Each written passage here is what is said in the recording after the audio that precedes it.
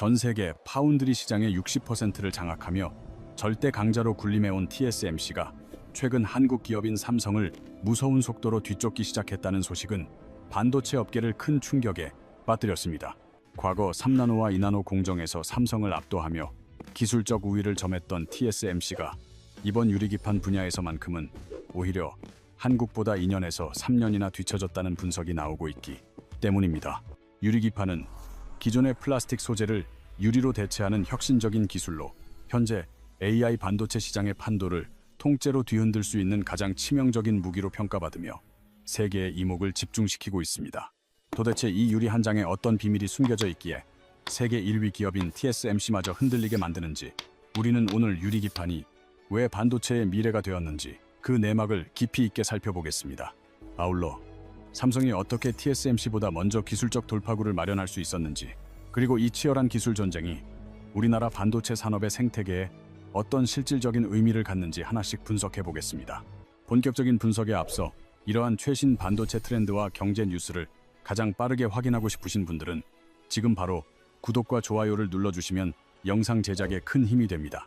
2024년 말 기술 로드맵 공개를 극도로 꺼리기로 유명한 TSMC가 이례적으로 입을 열어 2027년 전후 유리기판 양산 가능성을 언급한 사실은 그들이 느끼는 압박감이 얼마나 거대한지를 보여주는 증거입니다.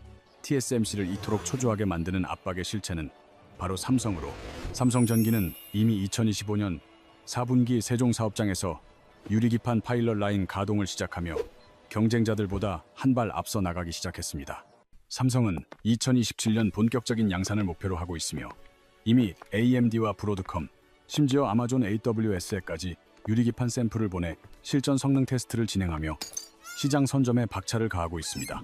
3나노 공정에서 고전을 면치 못하던 삼성이 이토록 갑작스럽게 TSMC를 추월할 수 있었던 배경에는 AI 시대가 요구하는 반도체의 물리적 한계와 그에 따른 시장의 폭발적인 변화가 자리 잡고 있습니다. 현재 유리기판 시장 규모는 2028년까지 약 84억 달러, 우리 돈으로 11조 원에 달할 것으로 전망되는데, 이는 불과 3년 만에 제로에서 폭발적으로 성장하는 유례없는 수치입니다.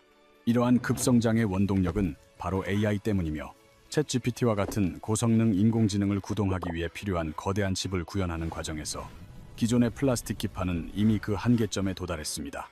현재 엔비디아의 H 시리즈 칩에 사용되는 TSMC의 코어스 기술은 플라스틱 기판을 기반으로 하는데, 이 기판은 크기가 140mm를 넘어가는 순간 열에 의해 휘어지는 치명적인 결함을 보입니다.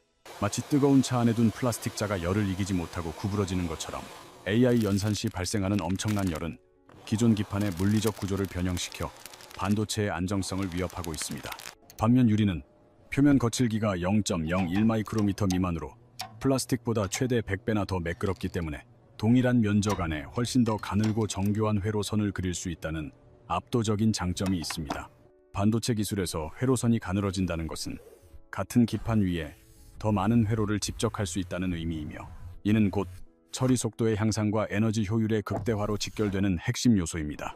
결정적인 차이는 열 팽창 개수에 있는데, 열을 받았을 때 늘어나는 정도가 반도체 칩은 2.6인 반면 플라스틱 기판은 16에서 18 사이로 그 격차가 너무 커서 연결 부위가 끊어지는 고질적인 문제가 발생합니다. 하지만 유리는 열 팽창 개수를 3에서 7.5 사이로 정교하게 조절할 수 있어 반도체 칩과 거의 완벽하게 맞출 수 있으며, 덕분에 대형 칩을 만들어도 뒤틀림 없이 안정적인 성능을 유지할 수 있습니다. AI 시대가 오면서 반도체 칩은 미친 듯이 커지고 있으며 수천 개의 GPU를 연동해야 하는 상황에서 더 이상 플라스틱 소재로는 기술적 발전을 이어갈 수 없는 소위 유기 소재의 벽에 부딪힌 것입니다. 레고 블록을 종이 위에 수백 개 쌓으면 종이가 찢어지듯이 플라스틱 기판은 커지는 칩의 무게와 열을 버티지 못하게 되었고, 이 한계를 돌파하기 위해 업계는 이제 유리를 선택할 수밖에 없게 되었습니다.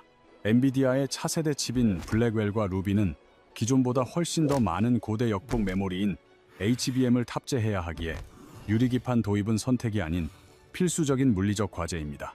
젠슨 황은 기존의 패키징 구조만으로는 다음 세대 제품들이 요구하는 압도적인 성능 사양을 도저히 감당하기 어렵다는 강력한 경고성 신호를 TSMC에 지속적으로 보내왔습니다.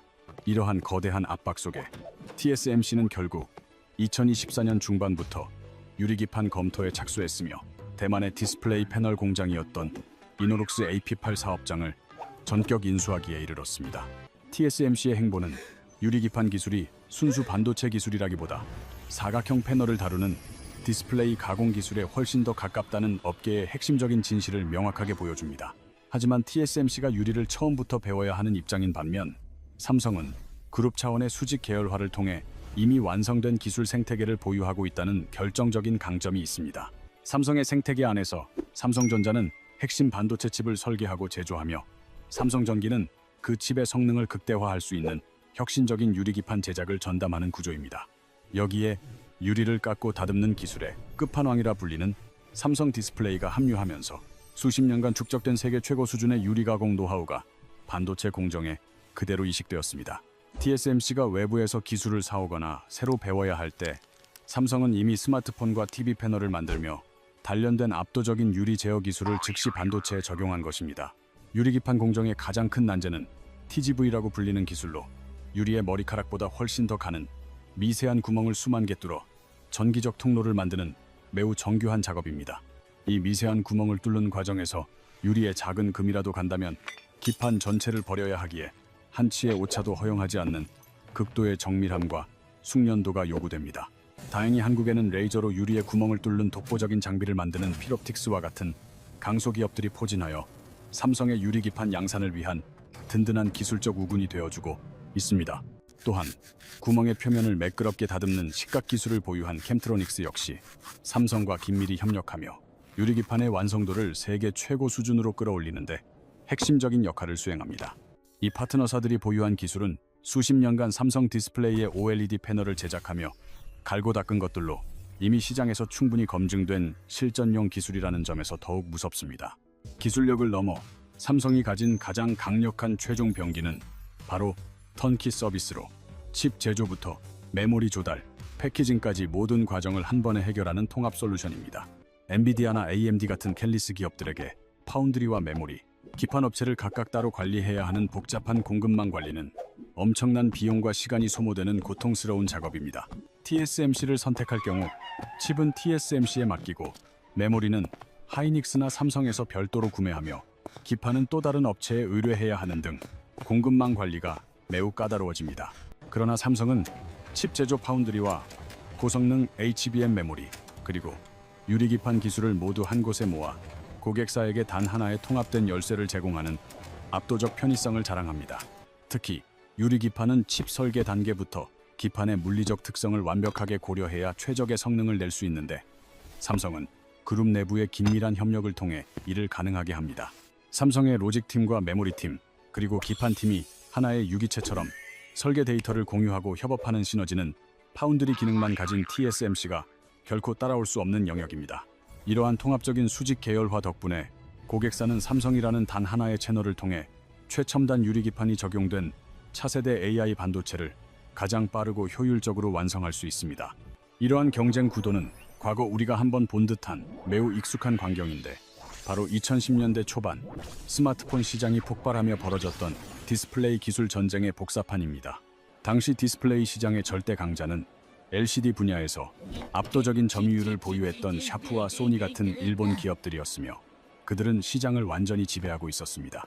하지만 시장의 후발주자였던 삼성은 모두가 기존의 LCD에 안주할 때 완전히 새로운 기술인 OLED라는 카드에 그룹의 사활을 거는 과감하고도 미친 결단을 내렸습니다. 초기 OLED는 수율이 낮고 제작 비용이 너무 비싸서 업계 주변으로부터 삼성이 무모한 도박을 한다는 비아냥을 들었지만 삼성은 그 기술적 미래를 포기하지 않았습니다. 결과는 우리가 아는 대로입니다. 현재 프리미엄 스마트폰 디스플레이 시장은 삼성이 지배하고 있으며 한때 시장을 호령하던 일본 기업들은 변화에 뒤처져 역사 속으로 사라졌습니다. 역사는 반복됩니다. 기존 기술에서 1위를 지키던 기업이 새로운 기술 전환기에 과거의 영광에 취해 뒤처지는 것은 역사에서 반복되는 전형적인 패턴 중 하나입니다. TSMC는 현재 실리콘 인터포저 기반의 패키징 기술인 코어스에서 압도적인 1위를 달리고 있는 업계의 거인이자 절대적인 강자임에 분명합니다. 하지만 유리기판이라는 완전히 새로운 게임의 판이 열리고 있는 지금 TSMC가 주춤하는 사이 삼성이 먼저 치고 나갈 수 있는 절호의 기회를 잡았다는 사실은 부인할 수 없습니다. 자, 정리해봅시다. 지금 벌어지는 유리기판 전쟁의 핵심 첫 번째는 AI 칩이 커지면서 기존 플라스틱 기판이 물리적 한계라는 거대한 벽에 부딪혔다는 점입니다. 두 번째 핵심은 삼성이 디스플레이 가공이라는 숨겨진 강력한 카드를 꺼내 이를 반도체에 접목함으로써 TSMC보다 먼저 기술적 고지를 선점했다는 사실입니다. 마지막으로 이 승부는 아직 끝난 것이 아니며 진짜 승부처는 기술 개발을 넘어 실제 대량 양산이 성공적으로 이루어질 2026년에서 2028년 사이가 될 것입니다. 이 기술적 흐름은 투자자나 취업 준비생 여러분에게도 매우 중요한데 유리기판 관련 국내 기업들의 동반 성장 가능성이 그 어느 때보다 높게 열려 있기 때문입니다. 삼성전기를 비롯하여 필옵틱스, 캠트로닉스, SKC 앱솔릭스, 그리고 LG 이노텍과 같은 회사들이 현재 유리기판 공급망의 핵심 플레이어로 부상하며 생태계를 구축하고 있습니다. 관심 있는 분들이라면 이 기업들의 실적 발표와 기술 개발의 구체적인 현황을 면밀히 주시해 보시는 것이 앞으로의 반도체 시장 흐름을 읽는데 큰 도움이 될 것입니다. 다만 우리가 냉정하게 주의할 점도 있습니다. 유리기판 기술은 이제 막 양산 단계의 초입에 들어섰으며 수율 문제 등 풀어야 할 숙제가 여전히 산적해 있다는 점입니다.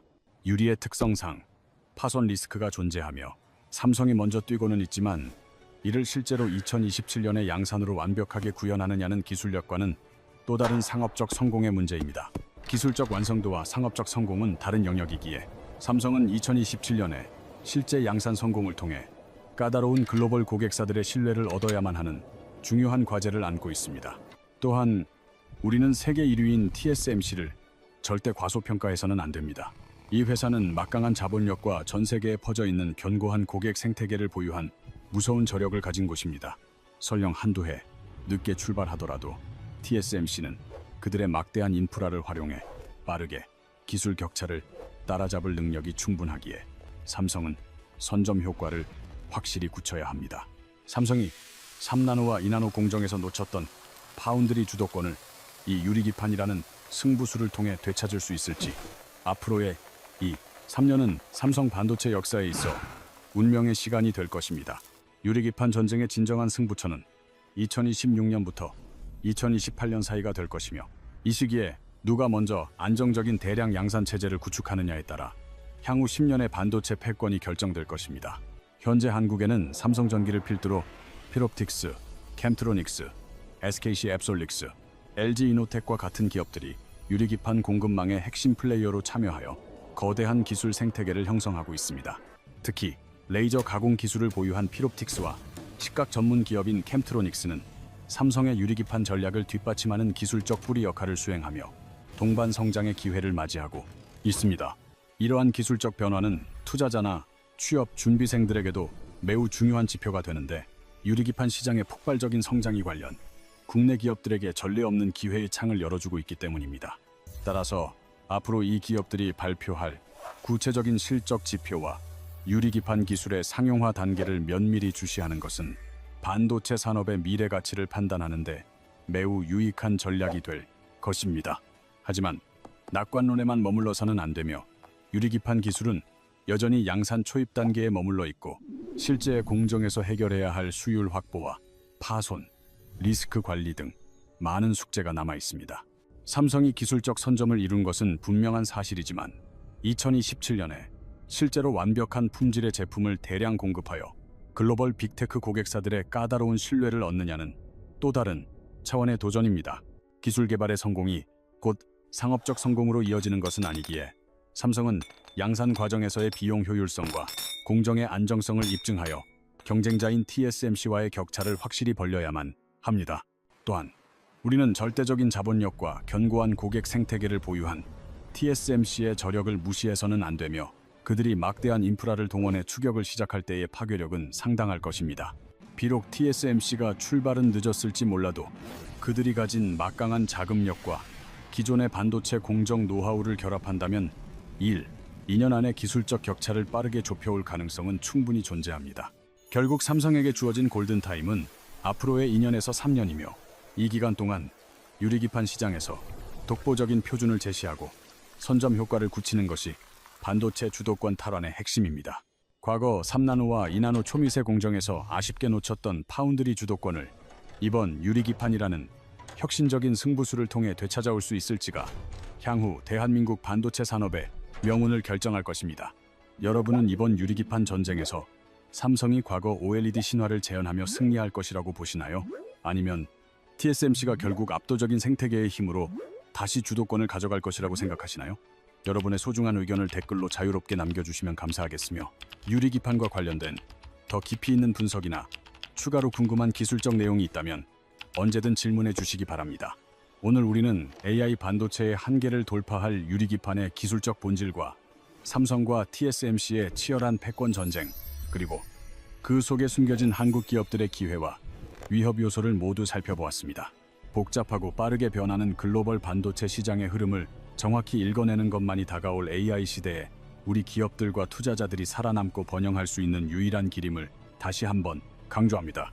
긴 시간 동안 영상을 끝까지 시청해 주셔서 진심으로 감사드리며 오늘 분석해드린 내용이 여러분의 반도체 산업에 대한 통찰력을 넓히는데 작지만 의미 있는 도움이 되었기를 바랍니다. 영상이 유익하셨다면 아직 구독하지 않으신 분들은 지금 바로 구독과 좋아요 그리고 알림 설정까지 부탁드리며 여러분의 작은 격려가 더 좋은 콘텐츠를 만드는 가장 큰 원동력이 됩니다. 저희 채널은 앞으로도 반도체와 경제 그리고 미래 기술의 핵심을 꿰뚫는 깊이 있는 정보를 누구보다 빠르고 정확하게 전달해 드릴 것을 약속드리며 끊임없이 노력하겠습니다. 다가오는 미래의 기회를 선점하시길 응원하며 저는 다음 시간에 더욱 흥미롭고 가치 있는 반도체 인사이트와 핵심 경제 소식을 들고 다시 찾아뵙겠습니다. 시청해 주셔서 감사합니다.